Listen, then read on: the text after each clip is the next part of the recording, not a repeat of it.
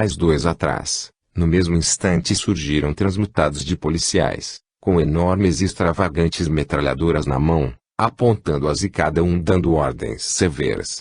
Todos compondo um cerco de policiais com expressões ameaçadoras. Sabia que nada devia temer e que seria melhor permanecer atento participando da farsa, onde os desconhecidos exibiam seus dotes criativos com as formas pensamentos, numa espécie de lazer espiritual.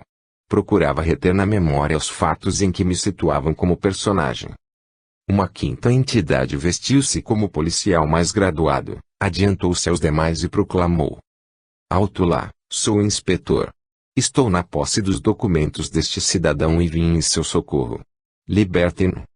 E de dentro de enorme casaco foi retirando, um a um, extensa coleção de documentos de todos os tipos, tamanhos e formatos, compondo enorme volume. Quanto mais tirava do casaco policial, mais documentos apareciam no bolso sem fundos. Os espectadores ou transeuntes espirituais deliciavam-se com a encenação, embora alguns evidenciassem visível receio na fisionomia, meio atônitos, sem compreender a extensão dos acontecimentos, talvez não desejando ser vítimas das brincadeiras que poderiam sobrar para eles, e onde aqueles adultos pareciam estudantes adolescentes dando e recebendo trotes. Até que ponto essas entidades poderiam ser classificadas como espíritos zombeteiros? Daí a momentos, outro pedestre extrafísico lhes chamou a atenção e tornou-se o foco central do interesse momentâneo. Desci a rua e depois de alguns momentos senti o chamado de retorno ao físico. Ainda percebi as recordações fragmentárias de episódios isolados das visitações anteriores ao fato relatado, imagens das marcas do tempo nas paredes dos edifícios, assistência a uma senhora e a sua filha pequena, com profundo ferimento na fronte direita, ambas encanadas, e a entrada num antigo edifício em reforma. Em menos de um minuto após o despertar, as lembranças da principal ocorrência do desprendimento vieram-me em bloco.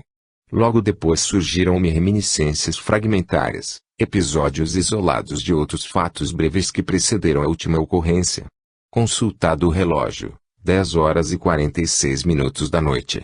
Paris é ainda mais distante que o atol das Rocas. A atração e a distensão do cordão de prata apresentam aspectos importantes para estudo. Fora do físico, torna-se imperioso policiar constantemente os pensamentos porque eles surgem com vida, agem, criam, conduzem, ao alcançarmos uma existência exclusivamente pensamental, parecendo ter possibilidades de produzir tudo o que a vontade determinar, além de serem captados por outras mentes despertas nas proximidades ou mesmo à distância. 8. Encontro inesperado. 28 de julho de 1979, sexta-feira. Recolhi-me ao leito pela última vez às 4h21 da manhã. Antes disso, um dos amparadores fez exercícios de efeitos físicos semi-incorporado por mais de meia hora, iniciados logo ao despertar. Ouvi um galo cantar, fato comum aqui em Ipanema. A temperatura ambiente estava a 20 graus centígrados. Fiquei deitado do lado direito. Seguia por uma estrada com pequenas construções rurais primitivas, muita poeira e aparência de pauperismo. Nasciam as luzes da madrugada. Os moradores à margem da estrada acordavam e as casinhas rústicas começavam a criar vida. De uma das casas, com a porta da frente aberta, saía fumaça da chaminé. O caminho era secundário, de chão batido, para os veículos chegarem às fazendas. Ao olhar para o chão, consegui distinguir 3 moedas brasileiras usadas, com brilho tênue, destacando-se no meio da poeira, ao lado da estrada. Nesse justo momento, nasceu-me a ideia súbita: estou fora do corpo no Brasil. Preciso certificar-me disso. Ao vasculhar as redondezas para ver se havia alguém, surgiu um homem ainda jovem sorrindo. Adiantei mais perto para ver melhor, como se não pudesse ver em todas as direções ao mesmo tempo. O rosto amorenado e saudável ficou mais nítido à visão. Uai! É o Pinheiro. A entidade apenas sorriu como que concordando e não emitiu nenhum pensamento específico. O seu espírito dava a sensação de estar em ótimas condições espirituais. Nasceu na minha mente livre, perfeitamente, a recordação do Pinheiro. Era um dos irmãos da família que morava no Alto de São Benedito, em Uberaba. Havia um colega meu de estudos entre eles, no curso secundário. Esse era um dos irmãos mais novos. E fiz a pergunta súbita para ele: como? Você já morreu? E houve a resposta clara num jato de pensamento: sim, há mais de 5 anos. Nesse exato momento, nasceu-me a resolução de me despedir e encerrar o diálogo mental. Quero lembrar-me disso. Vou voltar depressa para o corpo. Já. O pensamento é força viva. Emiti a ideia e acordei-me incontinente, com um longo suspiro, finalizando a experiência extrafísica. Continuava o meu corpo deitado do lado direito. A noite ainda estava escura, o relógio marcava 5:12 da manhã.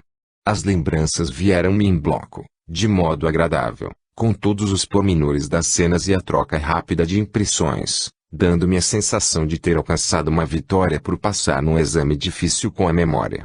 Sobre a projeção devem ser esclarecidos 2 fatos. Sou míope desde a adolescência e a inflação atual liquidou o prestígio das pequenas moedas de valores baixos.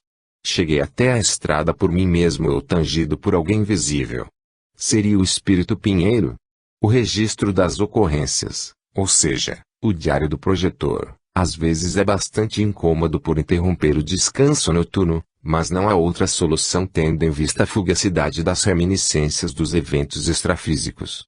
O diário desempenha outra função importante e indiscutível, o ato de registrar os fatos psicofísicos, diretamente pelo projecionista, amplia sua capacidade de percepção dos detalhes dos fenômenos e a consequente melhoria da tradução, em palavras, das sensações experimentadas, o que nem sempre é fácil. 9. Debates transmentais. Recolhi-me ao leito, no estado de cansaço físico, às 21:10, de 29 de julho de 1979, depois de um domingo atípico de intensa atividade familiar com parentes vindos de fora do Rio. Segundo sono às 0h15 de segunda-feira. Posição deitado do lado esquerdo. A minha consciência surgiu numa instituição espiritual com vários candidatos à reencarnação próxima, que receberão a tarefa específica da divulgação, através da própria vida, dos princípios e leis espirituais na esfera humana. Houve exposição dos assuntos e debates com um pequeno grupo de cerca de 15 entidades desencarnadas, cujas últimas reencarnações foram, aparentemente, de procedências geográficas diferentes e naturezas diversas e ocupações. Estava patente a minha condição pessoal como aluno ouvinte eventual, espectador marginal ou aprendiz, sem participação direta nos trabalhos, apenas colhendo dados para a imediata fixação nestes registros dos desprendimentos. Embora a tarefa imensa e complexa da exposição dos assuntos, tentarei trazer aqui alguns aspectos colhidos nas observações. Não percebi a presença de nenhum expositor graduado, mas uma reunião de grupo de estudos que busca acertar pontos de vista visando a futura transmissão dos postulados libertadores do espírito na próxima romagem entre os homens. O debate principal girava sobre a ortodoxia nos postulados espirituais vigentes nas frentes avançadas de divulgação do pensamento humano entre os encarnados e a consequente criação de preconceitos, fanatismos e sectarismos. Havia 2 grupos distintos e, em cada um, o líder e 2 outros debatedores que se destacavam nos apartes relampagueantes. A minha chegada a meio caminho dos debates impossibilitou-me captar as minúcias do início do desenvolvimento dos assuntos, bem como não tive oportunidade de presenciar as conclusões definitivas da equipe de estudos, se é que aconteceram. Quanto à ortodoxia, notava-se, sem dúvida, uma equipe com pensamentos mais rigorosos e radicais, e a outra corrente, menos extremista, com opiniões liberais. A minha simpatia por esses últimos não passou despercebida ao amparador presente ao lado, porque ao usar a mente livre, o pensamento torna-se fácil de ser auscultado pelas inteligências lúcidas. Vieram referências, conforme a corrente, às atuais seitas de origem oriental, o pensamento filosófico da teosofia, aos estudos umbandistas e de outras seitas mediunísticas, inclusive o vodu, às organizações semi-secretas, às bases kardecistas atuais, aos trabalhos ideológicos assistenciais associados ao Evangelho de Cristo de várias religiões e crenças, às assertivas de Buda, Maomé, a obra de Swedenborg, e análises rápidas tocantes à democracia e a Gandhi. Ante os temas em discussão, a minha sensação era de alguém cujos postulados íntimos estavam sendo postos em julgamento à frente, sem poder intervir, e assim ocorreria com qualquer criatura que ali detivesse princípios definidos sobre a vida espiritual. Ocorreu certa concordância quanto ao fato de que a divulgação excessivamente romântica do Evangelho, embora sendo a melhor, não constitui ainda o posicionamento ideal na difusão atual das ideias do espírito em evolução, porque a repetição torna-se enfadonha e não ressoa tão forte nas consciências dos atuais reencarnados que já surgem na matéria densa envolvidas nas ondas eletrônicas gravitantes da era tecnicista pela qual atravessa o planeta.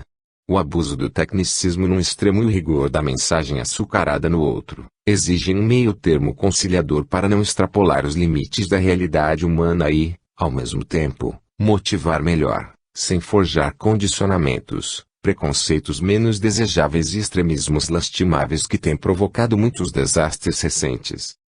A minha memória indica o abuso do misticismo disfarçado ou semi-instintivo, a frieza de intenções, a busca do enriquecimento ilícito transitório, a aquisição do poder temporário forjando a violência, o terror, os sacrifícios dispensáveis, os rituais abstrusos e a passividade dos incautos, caminhando para o messianismo negativo de lideranças patológicas de falsos religiosos que, movidos por interesses pessoais, incentivam o fanatismo, contrariam a ordem pública, esquecendo a evolução do espírito e o progresso social, no envolvimento de criaturas humanas frágeis, inseguras e instáveis nos erros clamorosos de grupos, iguais ao sucedido no massacre da Guiana Inglesa. Quanto ao meio termo conciliador vieram-me à lembrança os estudos dos princípios filosóficos e morais de Allan Kardec, devidamente acompanhados pela parte científica, embora começante, da parapsicologia, salientando que entre a ortodoxia e o universalismo, opto por este. O universalismo é centrista e moderado, ao passo que a ortodoxia, extremista e radical, torna-se segregacionista.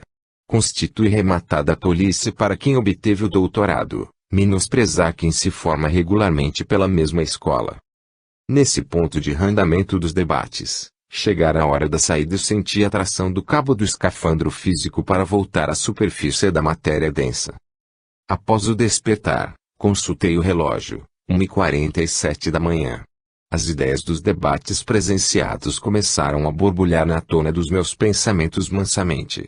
Que bom seria se houvesse mais cabedais fisiológicos no físico e espirituais no psicossoma para poder captar com fortaleza, decisão e lucidez, todos os diálogos transmentais, sentidos inteligência a inteligência, ideia a ideia, lógica a lógica e arquivados na minha memória profunda. Por vezes parece que espesso véu desce sobre as rememorações. Falta muita fidelidade à memória física imperfeita. A conquista de um grau elevado de consciência extrafísica é o maior objetivo no desenvolvimento do projetor. Toda projeção ocasiona uma espécie de choque na consciência que a perturba e confunde. Desse choque nascem a queda da lucidez, o emocionalismo, a euforia, as dificuldades de retenção, as interpretações incoerentes, as percepções deturpadas e a disparidade nas observações dos projetores. Por isso, é necessário minimizar gradativamente o choque consciencial até eliminá-lo de vez. Pelas leis da projeciologia, quanto mais natural, simples e fisiológico seja o processo da projeção pura, menor será o choque para a consciência, maior será a possibilidade de se alcançar um grau avançado de lucidez extrafísica. A coadjuvantes, recursos externos, meios de indução artificial e fatores desencadeantes ocasionais, como agentes químicos, drogas conhecidas, anestésicos, ungüentos, gases, exaustão física, estímulos do centro de orientação da audição, estado doentio, acidente, hipnose, pressão sobre os nervos do pescoço, desejos inibidos ou recalcados, por exemplo, fome e sede, que levam o principiante a uma projeção impura, ou artificialíssima, eventualmente ou durante as primeiras experiências, mas são todos inconvenientes porque perturbam os atributos da consciência, não servindo como sistemas confiáveis, de rotina, com os quais se possa adquirir conhecimentos extrafísicos adiantados em experimentos de alta qualidade. Para isso, faz-se necessário imprimir naturalidade nos métodos, dispensando as atitudes de muito misticismo e tecnicismo, e manter normalidade nas percepções apuradas de maneira a produzir resultados consistentes compensadores.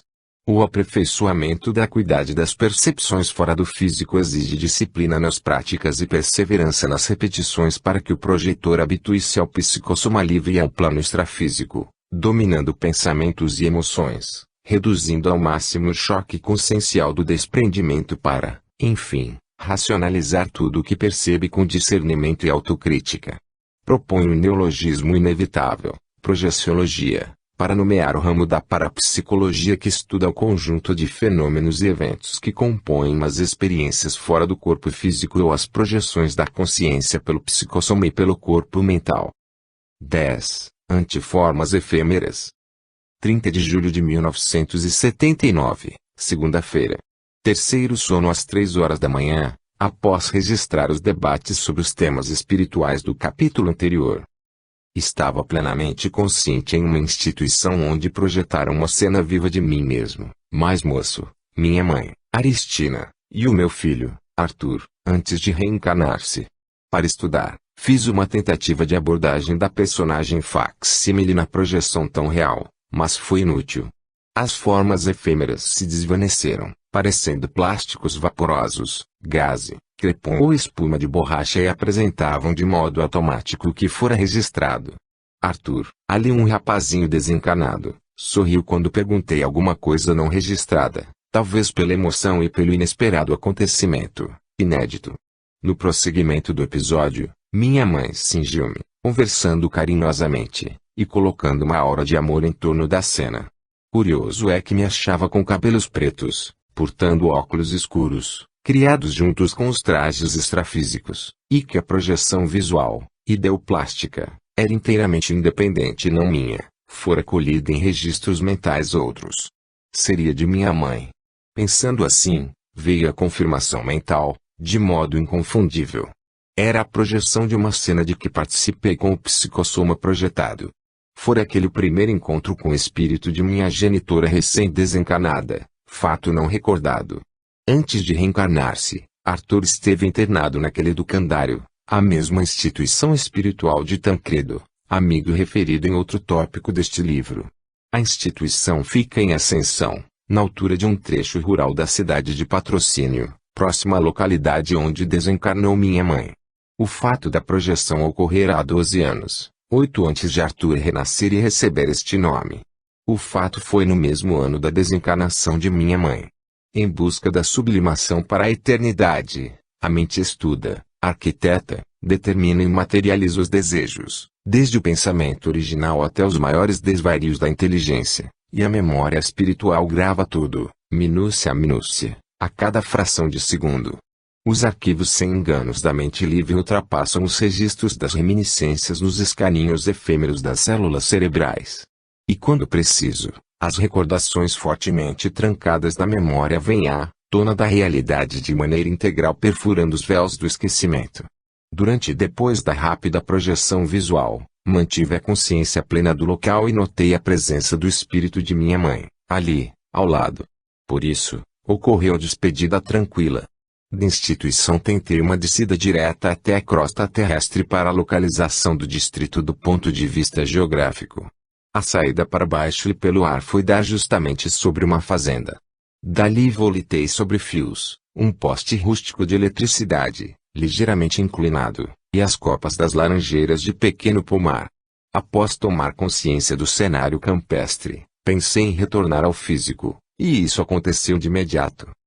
O relógio marcava 4h45 da manhã quando comecei estes registros das lembranças vivas da presença do espírito de minha mãe e das cenas impressionantes da projeção, chegadas à memória em bloco, de imediato, contudo, ao mesmo tempo, suaves. O centro mnemônico do espírito ou inteligência registra fatos de 3 estágios distintos, as cenas físicas de toda a encarnação observadas após a passagem da morte, visão panorâmica, recapitulação de lembranças, o que ocorre nos desprendimentos conscientes do psicossoma durante o sono físico, e todos os acontecimentos dos intervalos reencarnatórios. As 3 personalidades focalizadas na projeção deste capítulo estavam nessas condições: a minha mãe recém-desencarnada, o espírito do meu filho quando se preparava para a reencarnação, e eu mesmo, fora do físico, Num desdobramento não memorizado depois daquela oportunidade, 1967. Em outras palavras, a projeção visual provou três fatos diversos.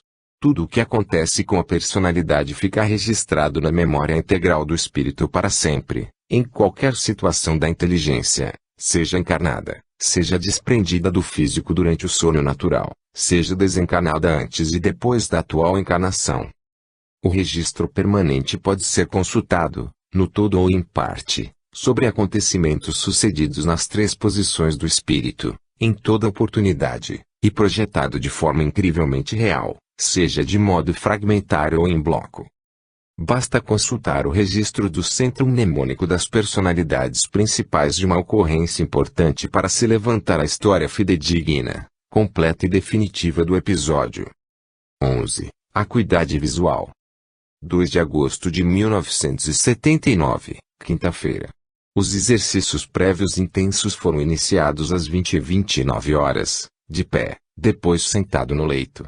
Ao deitar-me, houve uma curta perda da consciência e, logo após, tive uma visão mental, interna, diminuta e nítida do espírito José Grosso. Recolhi-me para dormir às 21h21, bastante descansado. Posição deitado do lado esquerdo. Experimentei a sensação completa do desdobramento consciente na etapa final da decolagem do psicossoma. Saída para cima e à direita. Pensamento imediato dominante, certeza de estar plenamente consciente fora do físico. A atmosfera estava muito escura e me chamou a atenção. Fui pensar na escuridão ambiente para começar a enxergar melhor dentro de uma claridade levemente azulada. A modificação íntima era do veículo espiritual e não do ambiente. A luz artificial que saía das janelas isoladas, nas casas e apartamentos em diversos andares dos edifícios era indubitavelmente mais forte e clara que a luz que parecia ter surgido antes em toda a paisagem urbana entrevista, derivada do mecanismo da percepção visual ampliada. A rua larga, sem asfalto, mostrava poeira.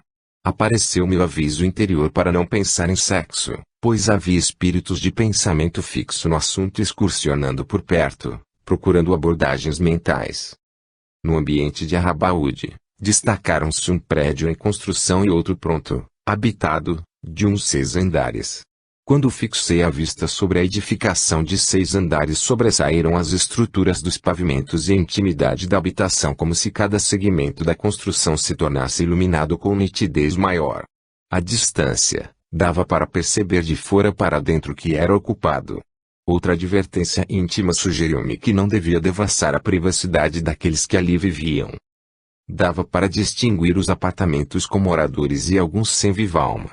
Via por dentro da cabeça, numa visão circular, de raios X, por todos os lados ou em todas as direções ao mesmo tempo, a distância 2 ou 3 andares de uma vez. Era como se fosse o esqueleto do edifício iluminado e habitado, com a imensa cristaleira.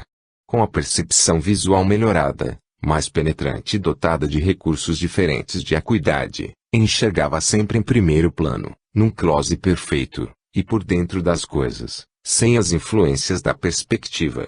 Acho que essa visão apurada, tipo telescópica, depende da estrutura do psicossoma e também da ética vigente na intenção da personalidade.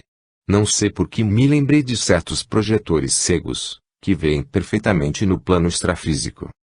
Concentrando a focalização mais detalhista, a minha vontade permitia localizar desencarnados e encarnados passantes na rua, ao longe. Um ou outro, às vezes, parecia colega encarnado temporariamente fora do físico. Nos passeios tinham espíritos encarnados, homens e mulheres. Na rua de chão batido só havia desencarnados. No exame da rua, casas e transeuntes, ajudado por essa percepção intensificada pelos amparadores, os minutos passaram. Não vi veículos, nem identifiquei o local. Ao descer através da lateral, senti o chamado irresistível de retorno à base. 9h56 da noite. Estive exatamente 35 minutos fora do físico, que ficara repousando deitado do lado esquerdo.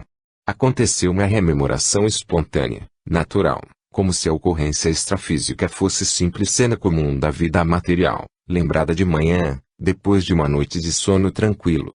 Imediatamente dei início ao manuscrito deste registro. Devo esclarecer aqui, com toda a sinceridade, que durante um sonho e mesmo numa projeção, a roupa apertada com a consequente estase sanguínea, a repressão vesical ou a bexiga cheia, e uma posição no leito, às vezes provocam ereção do pênis físico. Esse fato, contudo, não repercute no psicossoma. Em outras palavras, não ocorre, no caso, ereção do pênis da forma extrafísica. Acontece, independente das condições do corpo humano, um desejo latente de união ou forte impulso do sexo físico na consciência livre que deve ser identificado, analisado e convenientemente domado pelo projetor que deseja evoluir, superando as próprias deficiências, porque esse apelo sexual, constituindo energia psíquica, pode ser vampirizado por espíritos desencanados enfermos, que parecem só pensar nisso e viver com esse objetivo, através de abordagens mentais e ataques extrafísicos permanentes e diretos na crosta planetária. Nesse ponto, o casamento, trazendo a normalização da vida sexual, constitui a única solução natural ou fisiológica do problema, auxiliando efetivamente os processos da projeção.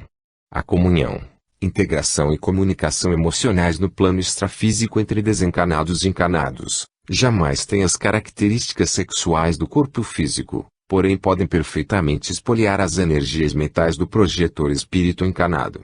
Jamais ocorre orgasmo extrafísico, mas acontece um interfluxo de forças, numa revitalização recíproca da qual quem quase sempre sai perdendo, quando isso acontece, é o projetor, ou projetora, principalmente se for com uma companhia espiritual desencanada e doente. À vista disso, torna-se primordial que a vida sexual, assim como a alimentação natural, seja atendida normalmente, sem ideias fixas e pensamentos de autoculpa, para que o projetor consiga a execução serena de outros trabalhos no plano extrafísico, descondicionando-se a respeito dos tabus sobre o assunto e colocando a libido em plano secundário. O sexo, antes de mais nada, está na mente. O órgão sexual mais importante é a cabeça. Domando-se a mente, domina-se o sexo e tudo mais. E é indispensável saber conviver pacificamente com o sexo sem atribuir-lhe uma supervalorização que acaba deturpando os elementos fundamentais do progresso espiritual. Os espíritos se atraem pelo pensamento. Assim como a invocação direta atrai desencanados na vida comum, atrai igualmente encarnados durante o período do sono. O pensamento fixo sobre o sexo com determinada criatura encarnada ou desencanada, havendo a quiescência da vontade da criatura atraída, tem força para trazer, em certas circunstâncias, o seu espírito durante o repouso físico para uniões invisíveis, provocando sonhos e rememorações. É o chamado congressus subtilis. Quanto mais próximas, fisicamente, estejam as criaturas, mais facilitada será essa união intangível. Quando um espírito não quer união, esta não se realiza, sejam quais forem as circunstâncias. Daí vem a necessidade do policiamento permanente das ideias e aspirações íntimas para se evitar abordagens mentais indesejáveis. As uniões invisíveis podem ocorrer com encanados e desencanados de mentalidades ou tendências masculinas e femininas, independentemente das aparências ou dos seus visuais físicos ou extrafísicos. Os pequenos erros e pequenas quedas pelo pensamento predispõem e desencadeiam a materialização dos grandes erros e das grandes quedas pelos atos. O projetor deve evitar qualquer ato que signifique a invasão da intimidade dos encanados, sustando a curiosidade, quando doentia, e as intenções infelizes.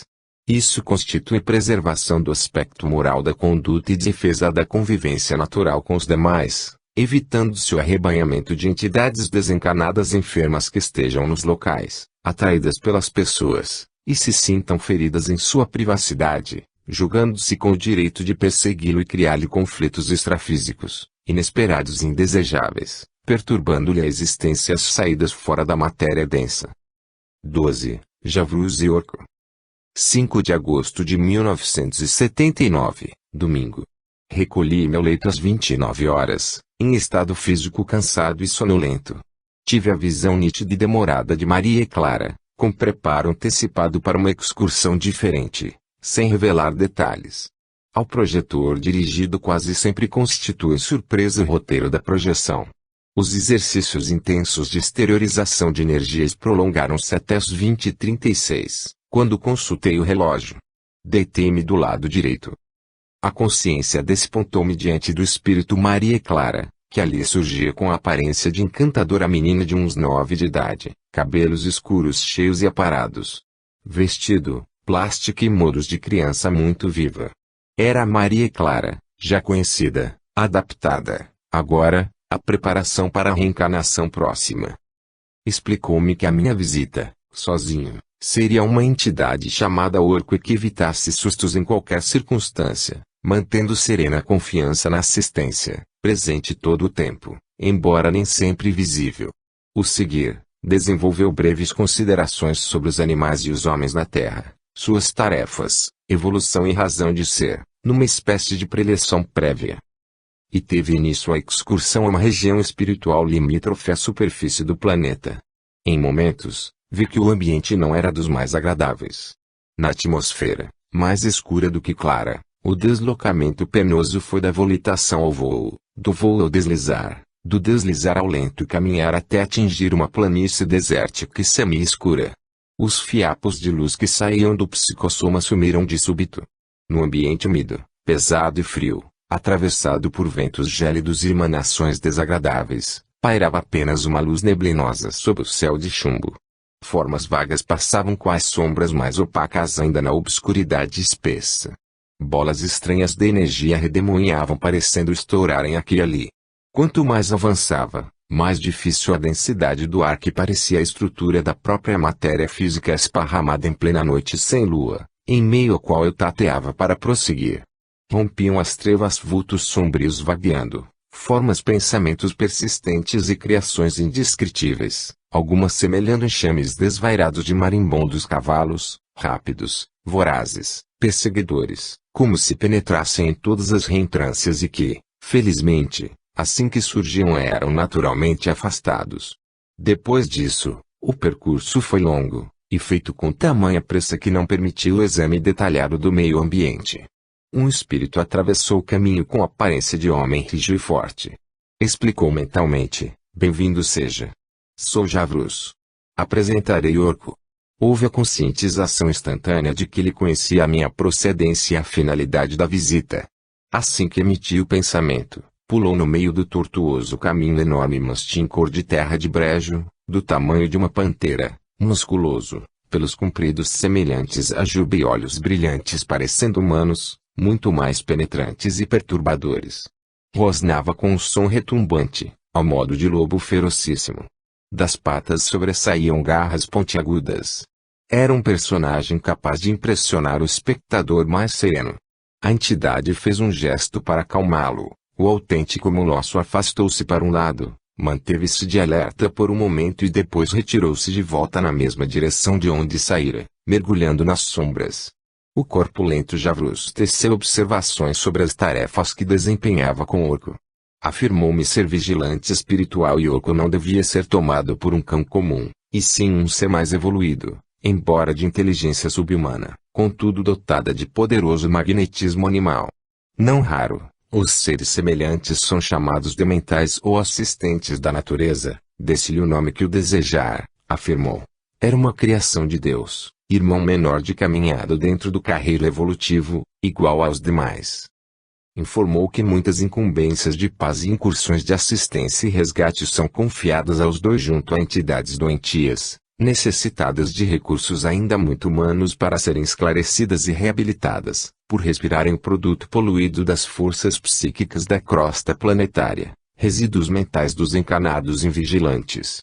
Muitas outras espécies animais existem em serviço, conforme as possibilidades e aptidões pessoais, ao modo de Orco. Acentuou que, frequentemente, o encarnado que consegue chegar àquelas paragens espirituais, retorna ao físico de súbito, sobressaltado, tecendo a sua imaginação em décimos de segundos, sob a atuação do pavor e ao primeiro contato com o cérebro físico, incríveis e floreados pesadelos em que luta com monstros que o perseguem implacavelmente. Natural que assim seja, pois se o ambiente e as expressões de Orco amedrontam até experientes desencarnados de mentes ágeis e lúcidas, o que dizer dos espíritos encarnados, projetados fora do corpo humano, de forma precária, raciocínio débil, em saídas fugazes e condições mentais nem sempre conscientes. Qualquer que presenciar, há de reconhecer que aquelas cenas podem desencadear os mais fantásticos pesadelos, fantasias e criações mitológicas na mente encarnada. Duplas iguais a essa devem ter inspirado a formação dos serviços dos guardas humanos que se fazem acompanhar de cães em tarefas de vigilância, busca e resgate. Nesse ponto enderecei-lhe um gesto fraternal de adeus e Javrusla ficou com a incumbência de abnegado na incessante luta purificadora numa área de intensos conflitos espirituais. Há quanto tempo será que esse espírito estará trabalhando ali? A saída de lá foi menos desagradável e aconteceu o retorno ao físico numa travessia ligeira. Na reintegração ao físico, virado para o lado direito, consultei o relógio e registrei mentalmente, 9h36 da noite, ainda como que vendo brilhar na semi-escuridão do quarto aqueles olhos inesquecíveis da personalidade de Urco, avançando e rosnando.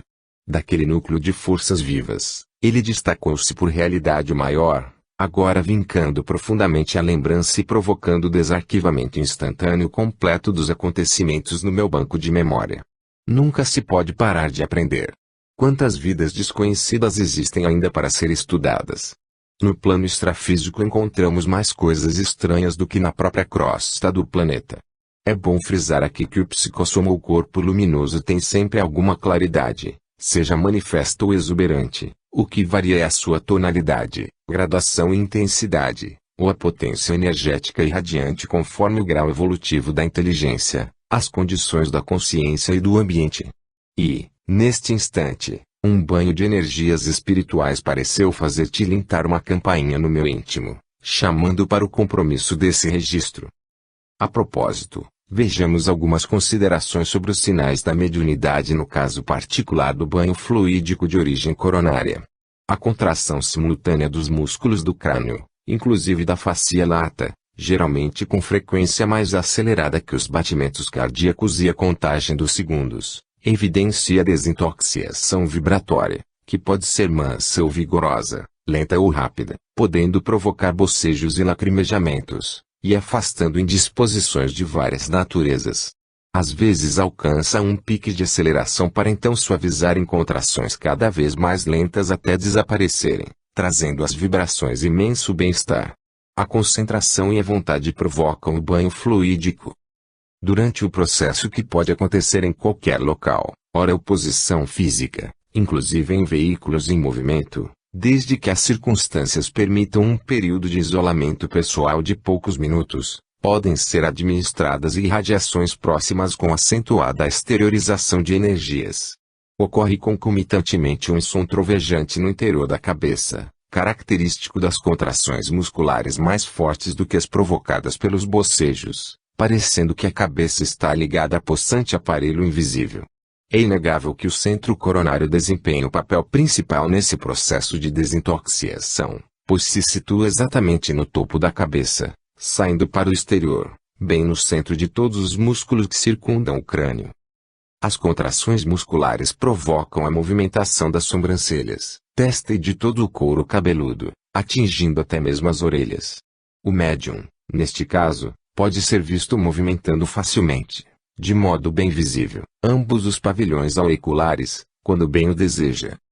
Inspirado nas observações fora do físico, através do tempo, tenho aproveitado esse tipo de desintoxicação vibratória ao tomar banho de chuveiro, o que gera poderosa chuveirada hidromagnética, qual se fosse tempestade hidromagnética localizada, individual, numa espécie de profilaxia hidroterápica. A água, colocada em temperatura confortável, carrega os fluidos pesados e as formas pensamentos densas enxaguando magneticamente a forma orgânica, atingindo a aura, o cordão de prata e o psicossoma. Observo também que quando há alimento no estômago, as vibrações estimulam a digestão. Além disso, esses banhos fluídicos patrocinam praticamente a autocura, em poucos minutos, das indisposições gerais físicas, astenia psíquica, escotomas cintilantes, nevralgias faciais, luxações do pescoço, e outras doenças e afecções menores, fatos esses verificados mais de uma vez. Aqueles que estejam habituados a conviver com o aparelho de ar-condicionado, nos climas quentes, e que não portam qualquer tipo de alergia ao ar frio, capaz de resfriá-los, podem provocar, do mesmo modo, Uma refrigerada aeromagnética, ou seja, a emissão de energias a 1 metro de distância, na frente do condicionador de ar, de um HP, instalado em nível inferior e ligado na baixa refrigeração. Este método cria efeitos positivos incontestáveis, mas não é tão eficaz quanto a enérgica ação física dos jatos de água do chuveiro sobre os corpos coincidentes. Ambos os procedimentos, o chuveiro hidromagnético e a refrigeração aeromagnética, acima referidos, produzem diversos efeitos espirituais, positivos, distintos. 1. Preservam a qualidade das percepções do projetor quando praticados antes da projeção pressentida ou iminente. 2. Dilatam a pulsação e o ritmo luminoso do núcleo, ou vórtice, e dos raios, gomos, pétalas, faixas, ou lotos, do centro coronário, de onde se originam. 3. Fazem do projetor autêntico emissor de energia, ou transmissor de prana. 4. Funcionam na manutenção da aura de saúde do praticante. 5. Criam e mantêm a chamada concha protetora para o projetor. 6. Expandem e aumentam pouco a pouco de tamanho, permanentemente, o corpo mental, o que ajuda, sobremodo, nas projeções mentais puras. 7. Colaboram na ampliação do despertamento do centro coronário, permitindo as projeções conscientes em séries, no rumo da consciência contínua noite e dia. 13. Energias e percepções. 8 de agosto de 1979, quarta-feira, 20h12. Fase da lua, cheia, a 0h22. Os exercícios intensivos de exteriorização de energias tiveram início imediatamente após a posição em decúbito dorsal. Surgiu um movimento rápido de minha mão direita, num ambiente agradável de paz. Esse fato foi a repercussão da interiorização súbita da mão que estava num desprendimento parcial e voltou bruscamente à coincidência. Nos semidesprendimentos, esse fenômeno que se pode chamar de autotelecinesia, quando o braço direito, por exemplo, está desprendido, permanecendo a consciência vígio ou semivigio, se um dedo da mão do corpo espiritual toca o correspondente físico, sem haver a recoincidência, acontece uma espécie de choque elétrico inofensivo, bem forte e claramente discernível, com repercussão e até abalo imediato em todo o braço material. Nas ocorrências de semidesprendimentos anteriores ao desprendimento completo, nos fenômenos da projeção, a última parte física a se desdobrar é quase sempre a cabeça. Ocorreu entorpecimento geral profundo de todo o físico deitado, constatado no ato de me virar para o lado esquerdo. Tive breve perda de consciência e surgiu a visão nítida do espírito José Grosso, bem mais simpático do que o conhecido retrato desenhado. Às 20h33 terminaram os exercícios de movimentos repetidos e recolhi-me ao leito, deitado do lado esquerdo, desejando intensamente sair e flutuar sobre o físico. Torna-se difícil explicar, mas depois de breve período de sono, nasceu-me a consciência plena ainda dentro do físico. Tinha a certeza absoluta de que não se dera, àquela altura, a saída completa do psicossoma deixando a forma orgânica. Após breves vibrações, fiz a arrancada com uma sensação muito agradável de liberdade. Notei a presença de uma porção de filamentos saindo atrás das costas de aparência tênue, contudo vigorosos, do tipo dos fios encobertos nessas caixas subterrâneas de passeio público das empresas de força e luz. Eram os componentes do cordão fluídico. A vontade de deixar o físico pareceu fabricar uma substância sólida que me permitiu apoiar um braço e a mão, qual se empurrasse o psicossoma para fora e para cima. A vontade, no ato de sair do físico, às vezes parece uma espécie de apoio palpável, como se fosse sólida alavanca. Na visão tranquila do físico deitado, sobressaía um canto do quarto que corresponde a uma esquina do edifício, equivalente ao 15º pavimento e lá fora o ar livre, a altura e, mais adiante o Atlântico sereno à vista, pois não há construções contíguas. Um pensamento ressoante externo, ouvido através de sons inarticulados, sugeriu em breve mensagem espaçada. O que pensar será criado e aparecerá imediatamente. Pensei na capa do Superman, usada pelo Arthur, e uma capa vermelha apareceu nas costas. Ao olhar no voo rápido, a capa parecia drapejar ao vento. Foi dado um volteio no ar, depois, parado, teve início a emissão de energias mentais. Parecia que os exercícios intensivos de antes de dormir continuavam fora do físico. As energias mentais exteriorizadas, junto a recursos colhidos em a natureza, quando acumuladas antes do desprendimento, ajudam os amparadores a despertar magneticamente a consciência, aumentar o potencial radiante, e apurar as percepções da visão e da audição extrafísicas do projetor, logo após deixar a forma material. Surgiu-me um bem-estar intraduzível com a volitação perto do apartamento, em pleno ar de Ipanema, por um bom espaço de tempo. O ato de pensar construtivamente absorve energias sutis de fontes naturais como as águas do mar alto e as árvores das encostas dos morros, e permite a sua utilização efetiva e imediata. A absorção rápida das forças externas se faz igual à recepção dos pensamentos e sugestões das inteligências intangíveis. Haverá um ruído forte nas proximidades do seu corpo material que poderá tracionar o psicossoma. O pensamento ressoante avisou-me. Aconteceu um ruído indefinível e houve o meu retorno imediato às proximidades do físico. Que ruído material seria aquele? Vi o corpo inerte, deitado do lado esquerdo. Fiz um giro para a posição e ocorreu a justa posição coincidente e completa. Imediatamente desejei voltar ao voo livre. Na liberdade inexprimível de volitar estava muito melhor que no físico, mas o pensamento ressoante sugeria escrever as notas deste registro. Percebi as forças que ligam o psicossoma ao físico, as mesmas que provocam o estado vibracional. A atração do físico nas proximidades era quase irresistível. E daí o pensamento de escrever venceu, afinal, a minha irresolução momentânea. Não havia qualquer entidade visível por perto. A minha sensação de estar ainda no psicossoma continuava no corpo físico. Tive uma ideia súbita. Será apenas acender a luz que desfará a energia acumulada e, ao erguer-me, decidi escrever, no escuro mesmo, apenas com notas simplificadas, os temas essenciais das ocorrências. O relógio digital informou-me ser 9h36 da noite. Deixei o leito para anotar no lusco-fusco do escritório próximo, 7 laudas preenchidas em frases telegráficas espaçadas. Ao voltar à cama, ainda observava a frieza generalizada do físico. Rabisquei 2 páginas de notas simplificadas na penumbra do quarto. A propósito, o apêndice prateado parece constituir-se de um feixe de cabos de força com pulsação regular e não um cordão único. A capacidade de distensão do cordão fluídico do projetor compõe sua potência projetora. Onde se situa a sede material do cordão fluídico quando esse apêndice se contrai na interiorização, ocultando-se no físico. O processo de transporte mental do espírito é relampagueante.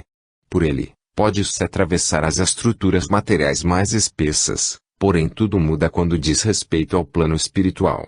Quanto mais densa a atmosfera extrafísica e densa a obscuridade ambiente, menos rápida será a velocidade da volitação e maior esforço da vontade será exigido para o trânsito do espírito.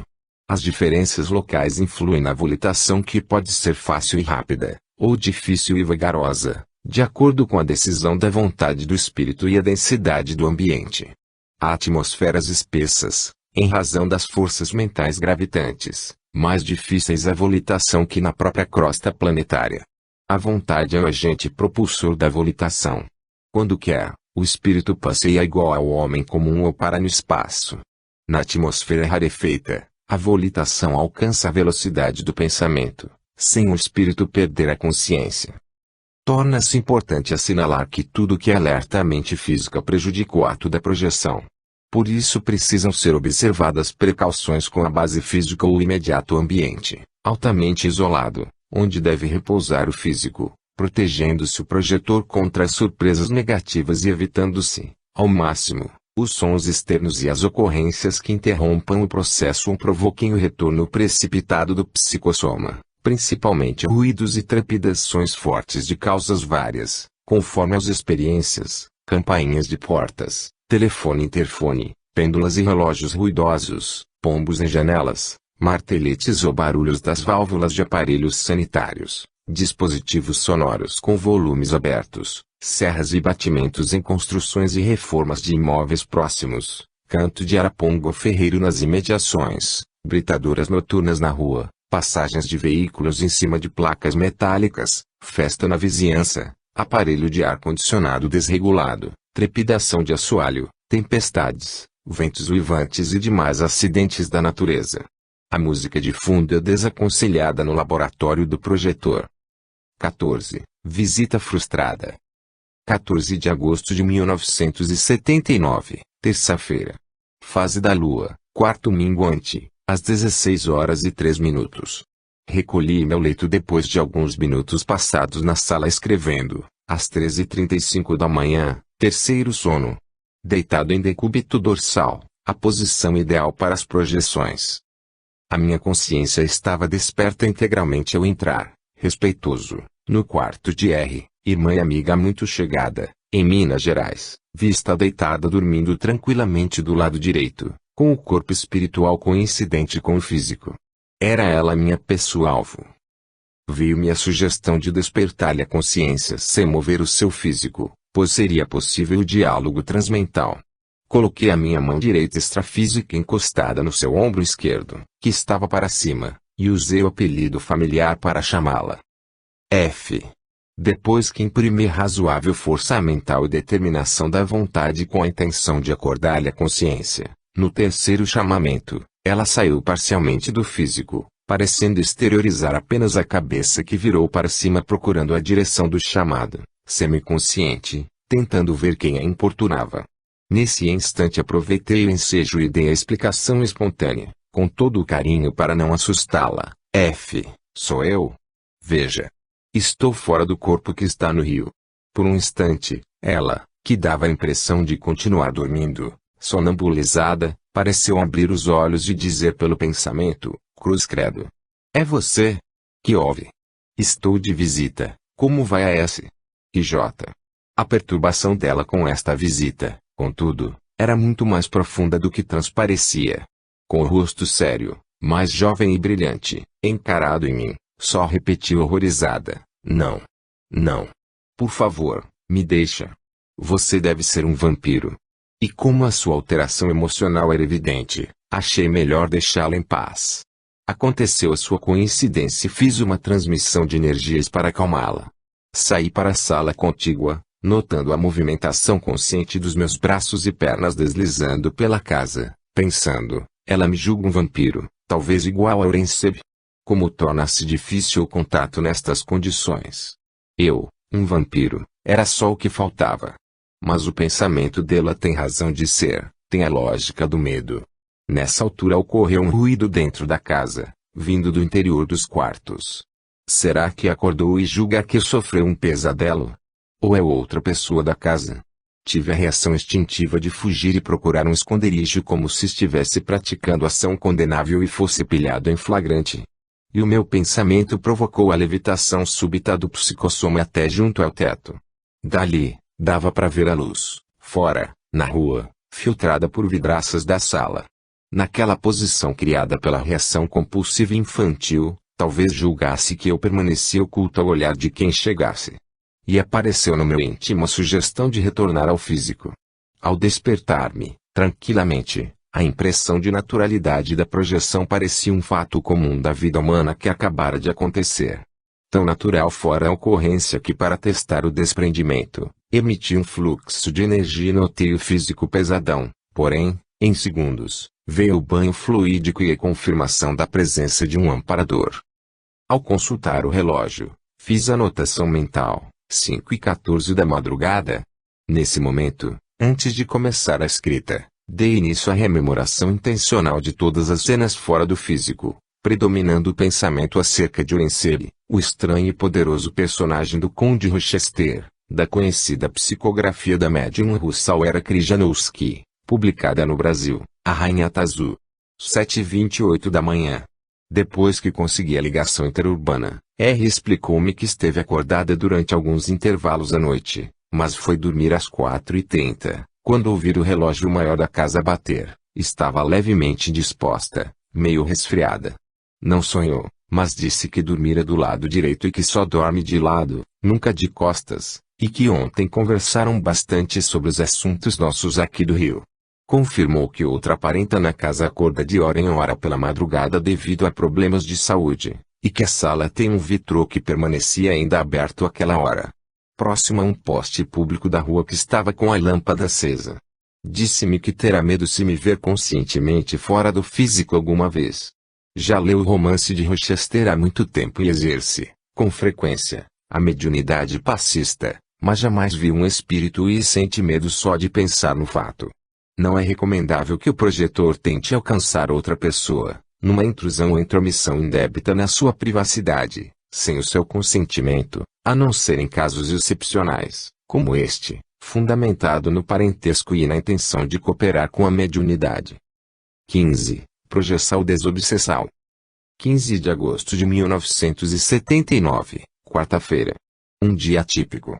Alguns serviços e obrigações exigiram-me despender parte da tarde e da noite com simpático senhor conhecido recentemente que reside fora do Rio. O encontro prolongou-se e o período de preparo pessoal para o sono atrasou meu recolhimento ao leito para as 22h15, e as companhias extrafísicas que vieram com o visitante ficaram para receber talvez alguns pensamentos de fraternidade, ocasião em que funcionei, mais uma vez, como isca espiritual. Confirmando as observações de antes de dormir, logo após a decolagem do psicossoma, a minha consciência despertou entre irmãos desencanados enfermos de considerável poderio hipnótico, portadores de carantonhas lúgubres e gestos ameaçadores, formando uma horda de perseguidores truculentos. Cônscio da função a que fora chamado de início ao serviço da desobsessão ou restauração das entidades no ambiente fora do físico do próprio apartamento, visando a pacificação daqueles a quem estudiosos da parapsicologia chamam de atormentadores.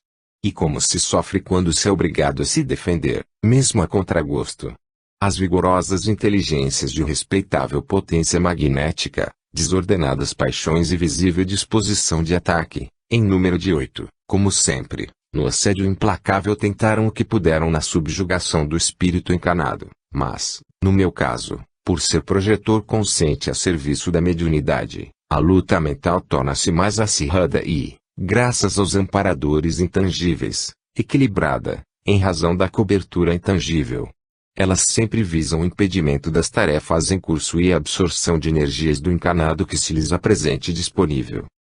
Deixaram-me os amparadores aparentemente só em meio à refrega de rebeldia e desespero de que já participara inúmeras vezes, através de longo período de atividades desse tipo, em razão dos fluidos densos da vida física que permitem contatar melhor as entidades desencanadas de baixo teor vibratório, ainda muito material. O diálogo fraterno, o pensamento de paz, a prece sincera e a manutenção da tranquilidade íntima, sem nenhuma emissão de ideias negativas, como sempre constituíram a melhor conduta em meio à chuva de emissões energéticas carreando blasfêmias, impropérios e desvarios. Não raro, faço às vezes de um pai sereno, em outras ocasiões, um professor tentando explicar lições simples. Somente a superioridade moral é que permite ter supremacia sobre os espíritos enfermos. Por aí se conclui que a ética é inarredável nos processos da projeção consciente, porque as individualidades enfermas fazem parte da população extrafísica e pesam na economia espiritual deste planeta escola-hospital. Os espíritos maléficos, opositores ou ameaçadores somente dominam aqueles que se deixam dominar por eles. A projeção desobsessão é uma das maiores oportunidades de que dispõe o projetor para se tornar útil. E a superioridade moral se impõe sempre nos processos da projeção consciente de qualidade elevada. Depois de certo tempo de confrontações vibratórias, ocorreu o aumento da pressão do cerco espiritual, com um número maior de entidades inconscientes, em perigosas condições mentais, atraídas pela defecção de alguns de seus companheiros encaminhados em paz.